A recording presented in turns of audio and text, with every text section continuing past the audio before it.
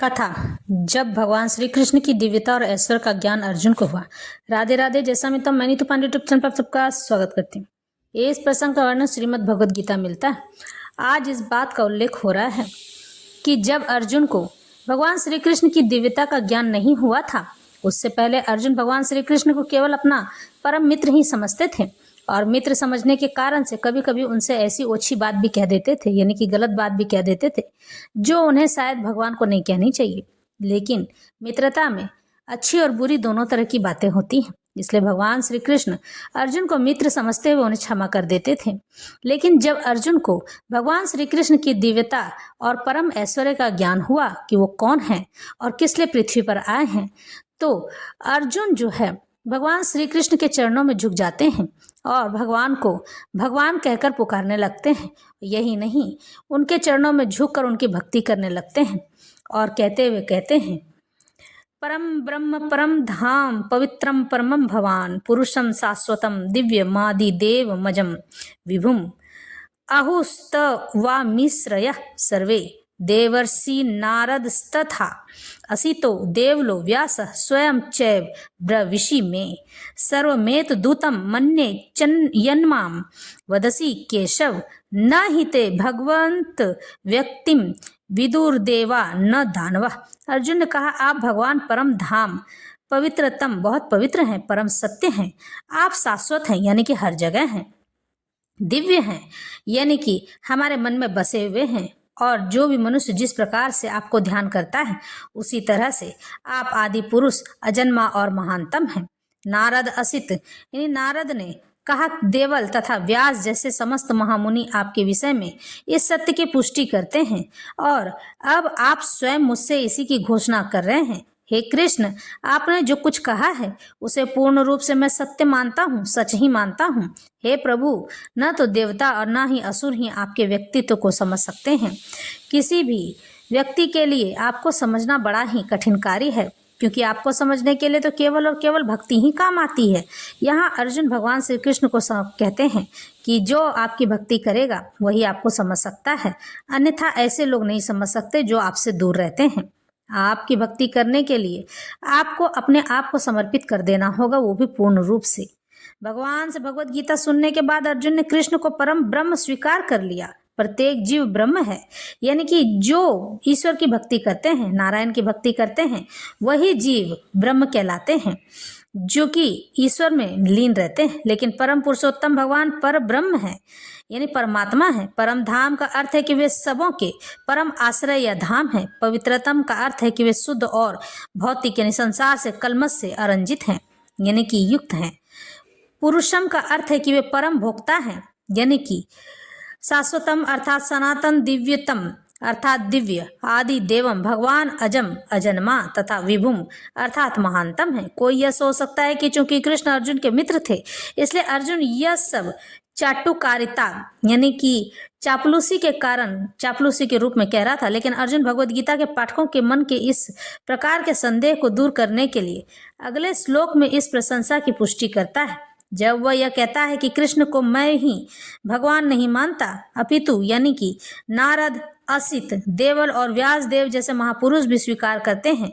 ये सब महापुरुष हैं जो समस्त आचार्यों द्वारा स्वीकृत वैदिक ज्ञान का वितरण प्रचार करते हैं। इसलिए अर्जुन कृष्ण से कहता है कि वे जो कुछ भी कहते हैं उसे वह पूर्ण सत्य मानता है। सर्वमेत धृतम मन्ये, आप जो कुछ कहते हैं उसे मैं सत्य ही मानता हूँ।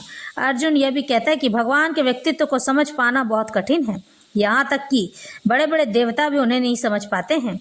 इसलिए मानव भक्त बने बिना भगवान श्री कृष्ण को कैसे समझ सकता है। इसलिए भगवत गीता को भक्ति भाव से ग्रहण करना चाहिए। किसी को यह नहीं सोचना चाहिए कि वह कृष्ण के तुल्य है, न ही यह सोचना चाहिए कि कृष्ण सामान्य पुरुष हैं या कि एक महानतम व्यक्ति हैं।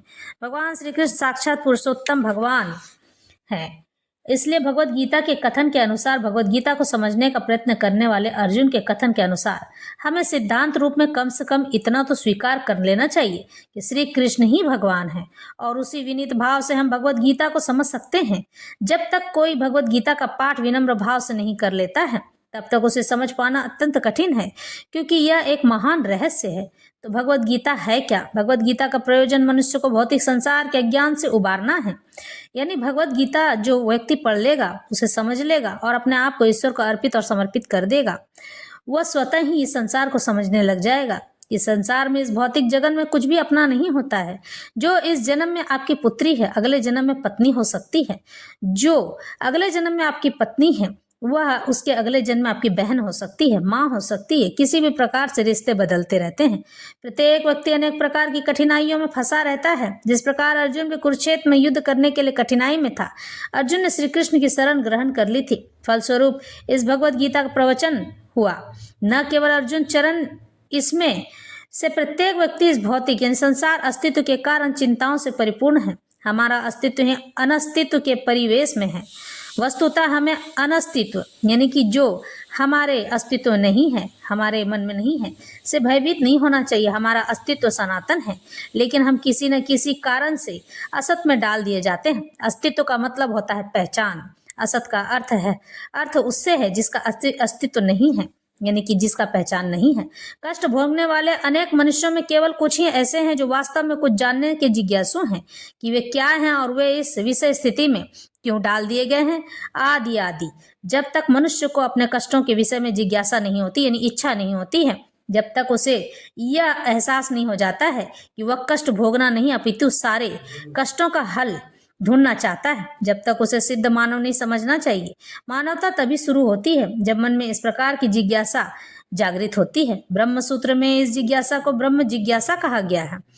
अथा तो ब्रह्म जिज्ञासा मनुष्य के सारे कार्यकलाप तब तक असफल माने जाने चाहिए जब तक पर ब्रह्म के स्वभाव के विषय में जिज्ञासा न कर ले। इसलिए जो लोग यह प्रश्न करना प्रारंभ कर देते हैं कि वे क्यों कष्ट उठा रहे हैं या वे कहाँ से आए हैं और मृत्यु के बाद कहाँ जाएंगे, वे ही भगवत गीता को समझने वाले सुपात्र विद्यार्थी कहे जाते हैं।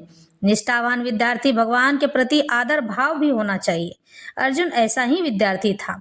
जब मनुष्य जीवन के वास्तविक प्रयोजन को भूल जाता है तो भगवान कृष्ण विशेष रूप से उस प्रयोजन की पुनर्स्थापना के लिए अवतार लेते हैं। तब भी असंख्य जागृत हुए लोगों में से कोई एक होता है जो वास्तव में अपनी स्थिति को जान लेता है। यहाँ भगवान श्री कृष्ण अर्जुन को समझाना चाहते हैं कि जो इस जगत में दिख रहा है, बस उसी वर्तमान पल को तुम जियो। भविष्य क्या होगा तुम्हें जानने की जरूरत नहीं है।